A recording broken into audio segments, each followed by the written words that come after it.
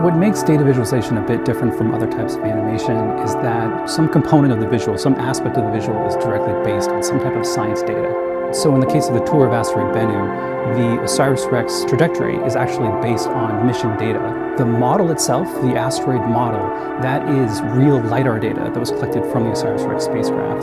The imagery that you're seeing wrapped to the surface of Bennu, that is actual satellite imagery taken by the spacecraft. And so that's kind of the difference between visualization and animation, is we're showing the real data. This is the real asteroid. So if we zoom all the way in on a boulder, that's the real boulder. That's what it looked like from the perspective of the spacecraft.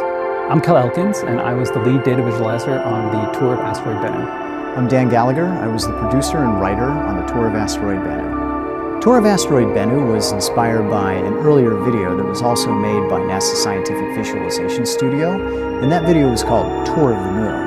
The visualizer, Ernie Wright, used elevation data and high-resolution imagery from a NASA spacecraft called the Lunar Reconnaissance Orbiter, and he was able to fly the camera very close to the lunar surface and show the actual textures, shadows, highlights, in just the way that they would appear if you were hovering close to the surface of the moon. So we kind of borrowed some of those techniques for the tour of Asteroid Bennu, really using lighting as a way to help viewers understand the shape of Bennu, the shape of these different geological features we were zooming in on, which just really helped the visualization come to life.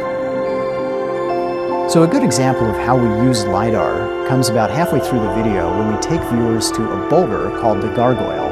Now the gargoyle has a very complex, amorphous shape, and it looks really different when you see it from different angles in two-dimensional photographs. But when we finally got a good 3D model of the gargoyle, Kel was able to put a virtual camera down near the surface of Bennu and rotate it around the boulder in a way that we never could with two-dimensional imagery. So something really cool about working on this particular visualization, and actually all the visualizations we made for the OSIRIS-REx mission, was as the spacecraft got closer and closer to the asteroid on its way there, and as it spent more time studying the asteroid, the models got better and better. The data that was collected was getting better and better. So some of our early visualization tests, we had this relatively low poly model of the asteroid, and we could only push in so far with the camera. You can't push in too far because then you just see individual polygons. But as we got further and further along, we ended up with 5-centimeter resolution tiles that you could push all the way into individual boulders. And that's just the nature of how these science missions work. The more time you spend with something, the more data collect, the better the models get.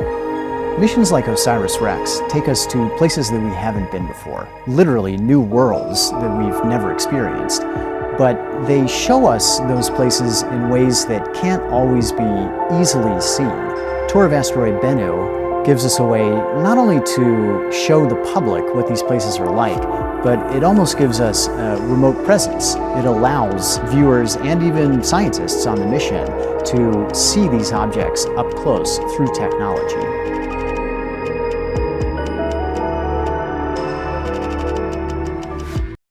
Astro Cowboy Universe. Thanks for watching. Thanks for watching. Thanks for watching. Thanks for watching.